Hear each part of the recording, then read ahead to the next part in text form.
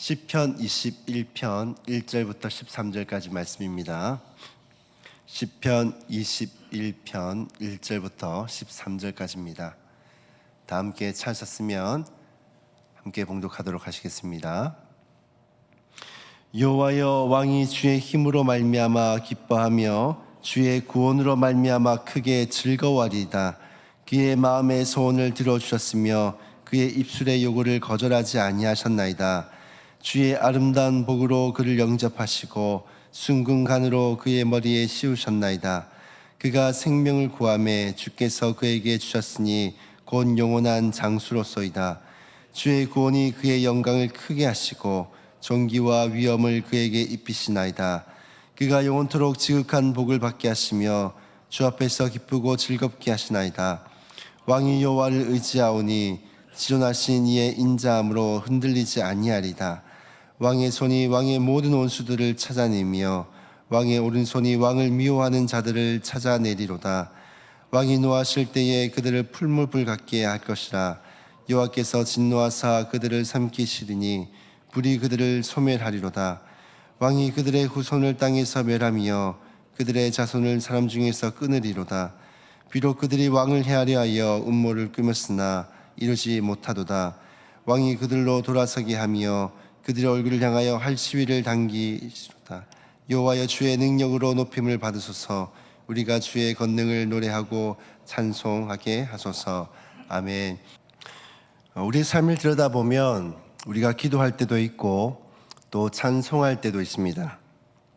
또 어려움을 만났을 때는 하나님께 부르짖기도 하고 또 응답을 받았을 때는 하나님을 찬송하는 것이 바로 성도의 삶이라고 할 수 있을 것입니다. 그런데 우리는 종종 기도는 많이 하지만은 왠지 찬송은 조금 다른 어떤 신앙생활들에 비해서 좀 적게 하는 것 같습니다. 필요할 때는 하나님을 찾지만은 은혜를 받은 후에는 감사와 찬양을 우리가 잊고 살기도 합니다. 오늘 본문은 시편 21편은 바로 그런 점을 우리에게 일깨워주고 있습니다. 시편 20편은 전쟁을 앞둔 왕을 위해서 드린 기도입니다. 하나님, 왕에게 승리를 주십시오라는 간구의 시가 시편 20편인데, 반면 시편 21편은 그 기도에 응답하신 하나님께 드리는 이 감사의 찬송입니다. 기도가 찬송으로 이어진 것이죠. 다윗은 자신이 승리한 것이 자신의 어떤 능력 때문이 아니라 하나님께서 이루신 은혜임을 시편 21편에서 고백을 하고 있습니다. 오늘 말씀을 통해서 우리도 하나님을 왜 찬양을 해야 되는가, 그 이유를 함께 살펴보고 우리의 삶 속에서 하나님을 더 찬양할 수 있는 우리 성도님들이 다 될 수 있기를 주님의 이름으로 축복합니다. 첫 번째로 우리가 하나님을 찬양해야 될 이유는 우리에게 영원한 생명을 주셨기 때문입니다. 오늘 본문 4절을 보시면 이렇게 말씀을 하고 있습니다. 그가 생명을 구하매 주께서 그에게 주시되 영원한 장수로소이다. 다윗은 하나님께 생명을 구했습니다. 전쟁터에서 왕에게 가장 절실한 것은 아무래도 자신의 생명을 구명하는 것이겠죠. 수많은 적들 가운데에서 살아남는 것은 당연한 일이 아닙니다. 그러나 하나님께서는 이 다윗을 살려주셨고 또 그의 왕위를 지켜주셨습니다. 그런데 이 말씀은 단순히 장수했다라는 말은 단순히 오래 살았다라는 표현이 아닙니다. 이 표현은 하나님께서 다윗의 왕조를 계속해서 이어지게 하실 것임을 약속하고 계신 것입니다. 결국 이 약속은 다윗의 후손으로 오실 예수 그리스도를 통해서 완전히 이루어지게 됩니다. 예수님은 다윗의 자손으로 오셔서 우리에게 영원한 생명을 주셨습니다. 그래서 오늘 우리는 이 다윗보다도 더 큰 약속을 받고 또 은혜를 받은 자들입니다. 우린 단지 오래 사는 것이 아니라 영원히 하나님과 함께 사는 그 영생을 선물로 받았습니다. 예수님께서는 이렇게 말씀하셨습니다. 나는 부활이요 생명이, 나를 믿는 자는 죽어서도 살겠고, 성도에게 죽음은 끝이 아니라 하나님의 나라로 들어가는 문이 되어집니다. 이것은 세상이 줄 수 없는 우리만이 가진 소망입니다. 초대교회 성도들은 로마의 박해 가운데서도 그들은 찬송하는 것을 멈추질 않았습니다. 왜 그럴 수 있었을까요? 그들은 육신의 생명보다도 영원한 그 생명이 더 귀하다라는 것을 알았기 때문입니다. 사자의 밥이 되면서도 찬송을 했고 또 화형을 당하면서도 찬송을 했습니다. 그들은 찬송은 환경 때문이 아니라 영원한 그 생명에 대한 확신 때문에 하나님을 찬양할 수가 있었던 것입니다. 사랑하는 성도 여러분, 우리도 하나님을 찬양해야 되지 않겠습니까? 우리는 삶에 어려움이 오거나 또 슬픈 일들이 닥치면 하나님을 찬양하지 않습니다. 우리는 환경 때문에 하나님을 찬양하는 것이 좌지우지 되기도 하고 그것이 우리의 이유가 되기도 합니다. 그러나 우리가 찬양해야 될 이유는 우리가 건강해서도 또 우리의 사업이 잘 돼서도 우리의 삶이 아무런 문제가 없어서도 아닙니다. 우리가 하나님을 찬양해야 될 가장 큰 이유는 우리가 바로 그 누구도 받지 못하는 그 영원한 생명을 우리가 선물로 받은 자들이기 때문입니다.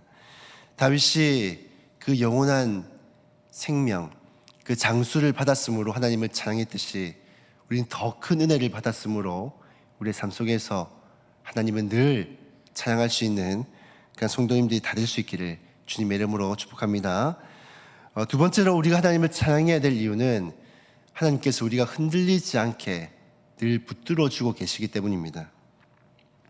7절을 보시면 이렇게 말씀을 합니다. 왕은 여호와를 의지하오니 지극히 높으신 이의 인자심으로 흔들리지 아니하리이다. 여기서 중요한 단어가 무엇인가 하면 바로 흔들리지 아니하리이다라는 것입니다. 다윗은 우리가 잘 알고 있듯이 평탄한 삶을 살았던 인물은 아닙니다.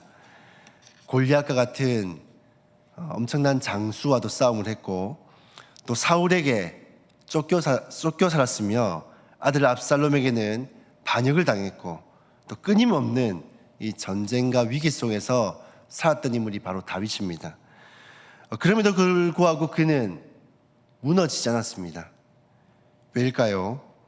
자신이 멘탈이나 이런 것들이 남들보다 더 강해서일까요?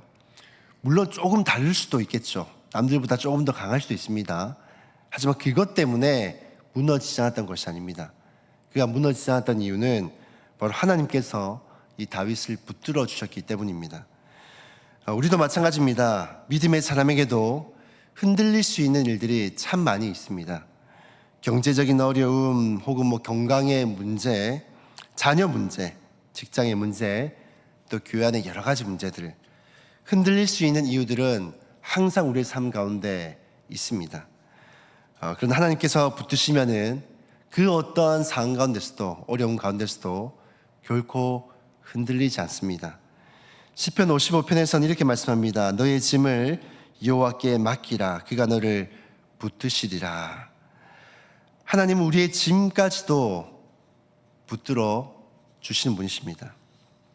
또 10절은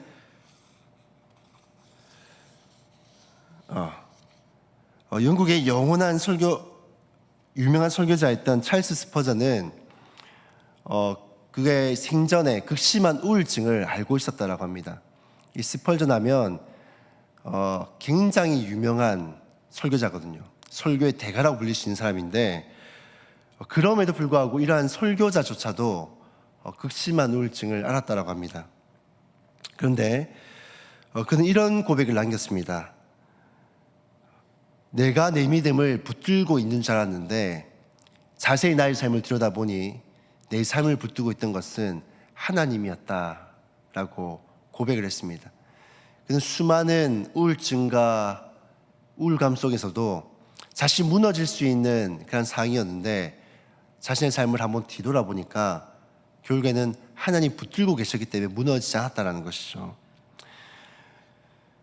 성도의 신앙은 내 손으로 유지되는 것이 아닙니다. 하나님의 손으로 우리를 붙들고 계시기 때문에 우리가 끝까지 살아갈 수가 있는 것입니다. 사랑하는 성도 여러분, 혹시나 지금 흔들리고 계십니까? 마음이 무너지고 있습니까? 환경은 우리를 흔들 수 있습니다. 감정도 우리를 흔들 수 있습니다. 그러나 결코 하나님이 붙드시면은 무너지지도 않고 흔들리지도 않습니다. 그러므로 오늘도 우리를 붙드시는 그 하나님을 더욱더 의지하시고 하나님을 찬송하시기를 주님의 이름으로 축복합니다. 세 번째로 우리가 하나님을 찬양해야 될 이유는 원수들을 완전히 하나님께서 멸하여 주시기 때문입니다. 8절부터 다윗은 하나님의 심판을 노래합니다. 하나님께서는 원수를 그냥 두지 않으십니다. 때가 되면 반드시 우리의 원수를 갚아주십니다. 그리고 10절을 보시면은 이렇게 말씀합니다. 그 후손까지 끊어질 것이다. 또 11절에는 그들이 악한 계획을 꾸며도 성공하지 못한다. 또 12절은 하나님께서 활을 당겨 그들을 향해 겨누시는 모습을 보여주고 있습니다. 여기서 우리가 기억해야 될 것이 하나 있는데 무엇인가 하면 다윗이 직접 보수하지 않았다라는 것입니다. 심판을 하나님께 맡기고 있음을 볼 수가 있습니다. 이것이 바로 성도들이 가진 바로 믿음입니다. 우리는 억울한 일을 당하면은 직접 갖고 싶은 것이 우리의 인간적인 본성입니다. 그러나 성경은 분명하게 우리에게 말씀하고 있습니다. 원수 갚는 것이 내게 있으니 내가 갚으리라 라고 말씀합니다. 하나님의 심판은 완전합니다. 또 하나님의 공의는 실수가 없습니다. 그리고 더 큰 우리에겐 원수가 있습니다. 누군가 하면 우리를 괴롭게 하고 힘들게 하는 우리 주변의 사람들이 아니라 우리가 정말로 갚아야 될 더 큰 원수가 있습니다. 누군가 하면 바로 사탄입니다. 예수님께서는 십자가의 부활로 이 모든 원수를 이미 결정적으로 패배를 시켜놨습니다. 우린 이미 승리한 싸움을 이미 대적화하고 있는 것이죠. 장차 주님께서 다시 오실 때는 이 죄도 사망도 눈물도 고통도 완전하게 다 사라지게 될 것입니다. 요한계시록에서는 새하늘과 새 땅에서 더 이상 사망과의 통과 곡하는 것이 없다라고 이미 선언하고 있습니다. 그러므로 우리는 현재의 싸움 속에서도 소망을 품고 하나님을 찬양할 수가 있는 것입니다. 제2차 세계대전 당시에 연합군은 노르망디 이 상륙작전을 했습니다. 이것을 D-Day라고 하는데 사실은 이 노르망디 상륙작전, 이 D-Day 날 사실은 이 연합군의 승리가 확정난 날이 바로 이 D-Day입니다. 그런데 승정선언이 있기까지 계속해서 사실은 전투가 이루어졌습니다. 그리스도인들의 삶도 마치 이와 같습니다. 예수님은 십자가의 부활로 사탄은 이미 결정적인 패배를 했습니다. 우린 이미 승리한 것이죠. 그럼에도 불구하고 주님이 다시 오시는 날까지 이러한 영적인 전쟁은 끊임없이 반복되어집니다. 그러나 그럼에도 불구하고 우리는 이미 결과를 알고 싸우는 사람들입니다. 최후의 승리는 이미 하나님의 것이고 그러므로 우리는 두려움보다도 하나님을 더 찬송할 수가 있는 것입니다. 사랑하는 여러분, 오늘 시편 21편은 승리의 노래가 아니라 하나님을 찬양하는 찬송의 노래입니다. 다윗은 결코 이 찬양을 통해서 자신의 능력을 찬양하지 않습니다. 모든 영광을 하나님께 돌리고 있습니다. 우리도 이 찬송을 함께 이 다윗처럼 고백할 수 있어야 합니다. 오늘 마지막 13절을 보면 다윗은 이렇게 고백을 합니다. 여호와여 주의 능력으로 높임을 받으소서 우리가 주의 권능을 노래하고 찬송하리라. 이 고백이 오늘 우리 모두의 고백이 되어지고 또 찬양의 이유가 될 수 있기를 바랍니다. 환경이 좋아서가 아니라 구원의 은혜 때문에 또 붙드시는 은혜 때문에 또 반드시 승리하게 하실 그 하나님 때문에 매일 하나님을 찬송하는 저와 여러분들이 다 될 수 있기를 주님의 이름으로 축복합니다. 이 시간 우리가 말씀을 기억하시면서 함께 기도하며 나아갔으면 좋겠습니다. 우리에게 영원한 생명의 은혜를 주신 그 은혜를 기억하며 어떠한 상황에서도 주님을 찬양하는 그런 삶을 살아가게 도와주십시오. 흔들리지 않게 도와주시고 무너지지 않게 도와주시고 우리를 붙드시는 그 하나님을 날마다 찬양하며 나가는 주의 백성들이 다 되게 달라고 기도했으면 좋겠습니다. 또한 우리 교육부서 여름 상기학교 얼마 남지 않은 가운데 있습니다. 유치부는 어제부터 시작을 했는데요.